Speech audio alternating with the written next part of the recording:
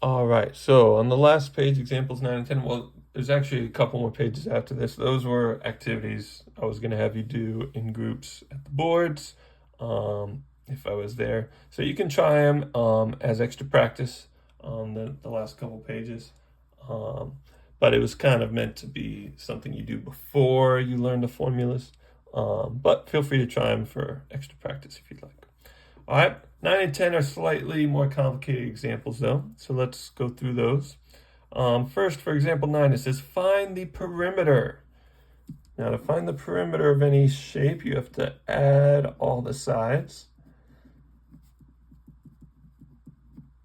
So find the perimeter of the polygon. A polygon, guys, is just a shape with a certain number of sides. Okay, we've seen the word a couple times during the year so far. It's just a shape with a certain number of sides. So all quadrilaterals are polygons, all triangles are polygons, pentagons are polygons, and all those other gon words that you guys know. Okay, so this is a quadrilateral, but a quadrilateral is a polygon. Okay. All right, so let's go ahead. We have to find the perimeter, which means I need to find all four sides. I need the length of all four sides. So again, we should sketch our quadrilateral. We have Q, R, S, and T. Okay, Q, R, S, T. Notice I go around the quadrilateral in the order they give me the letters. Okay, doesn't matter where you start, and it even doesn't matter which direction you go, but you have to go around in order when you label your letters. All right, so first I need to find the length of QR. Then I'm going to have to find RS. Then I'm going to have to find ST. Then I'm going to have to find TQ. I got to find the length of all four sides. So we're going to have to do distance formula 4 times. All right, so let's jump in and do it. QR.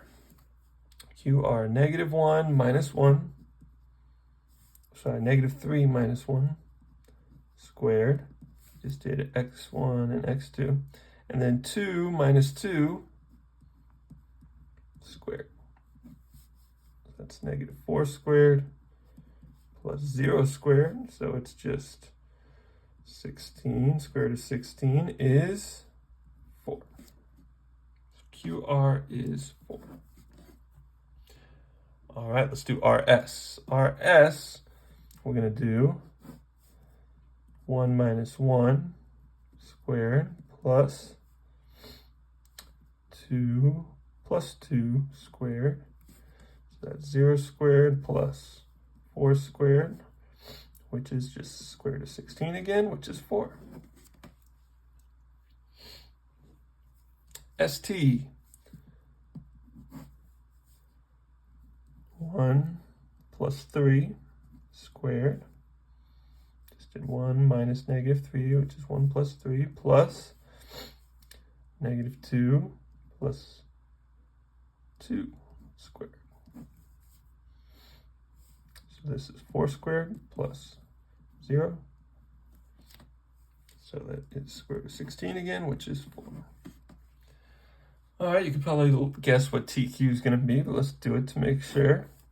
TQ, I'm going to do -3 minus -3, so plus 3, plus -2 minus 2 squared. So that's 0 squared plus -4 squared, which is square root of 16, which is 4. So all the sides are 4. So that means the perimeter is 4 plus 4 plus 4 plus 4, which is 16. Now, one other thing I want you to talk about, because we're going to ask you some questions, kind of like the next one here, but we can talk about it here too, is what type of quadrilateral would this be if all the sides are equal? Now, some of you might say it's a square, and you don't know that for sure. Okay, it could be a square. All right, but we can't say that 100%. What we do know it has to be is it has to be a rhombus. All right, so this isn't a part of the question, but believe there's one in the practice that talks about rhombuses. So we know QRST is a rhombus because all sides are congruent.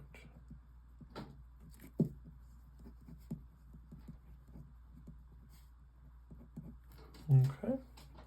All right, now the last one is example 10. Use the distance formula to show that quadrilateral NPQR is a parallelogram. Now, for a parallelogram, let's sketch it out, NPQR. All right, again, for a parallelogram, we don't need to show it's a rhombus, so all the sides might not be equal, but in a parallelogram, the opposite sides are equal.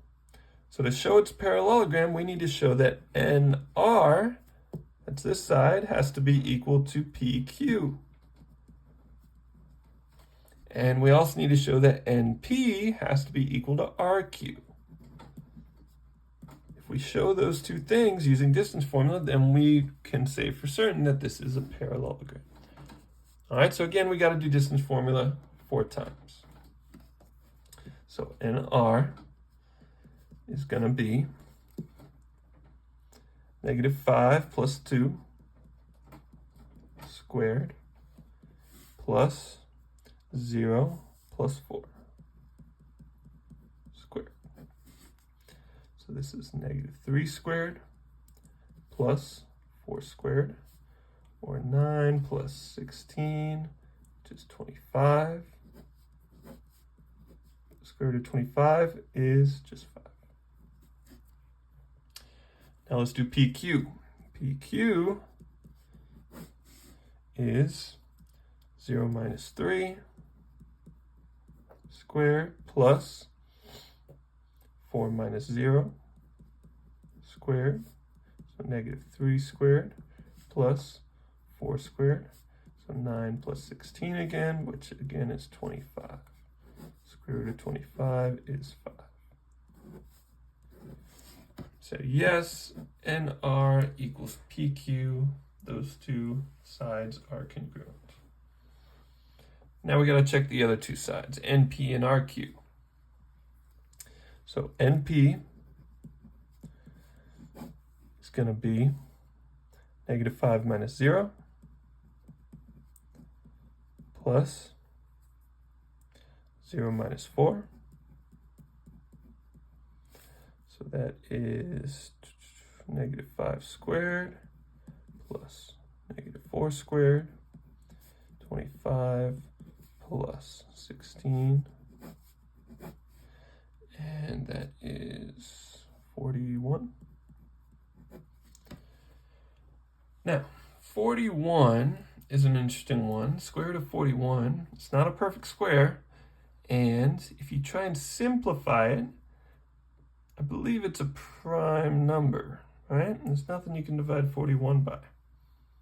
No, nothing you can divide 41 by. So that means that this can't be simplified. So this is as simple as it can get. So square root of 41 is the best way we can write NP. All right, let's do RQ, see if we get the same thing. RQ, we're going to do -2 minus 3 squared plus -4 minus 0 squared. That gives us -5 squared plus -4 squared. And you can already tell we're going to get the same thing, 25 plus 16, which is the square root of 41. Okay. So we can say NPQR is a parallelogram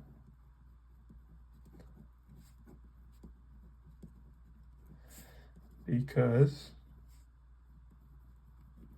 its opposite sides are congruent.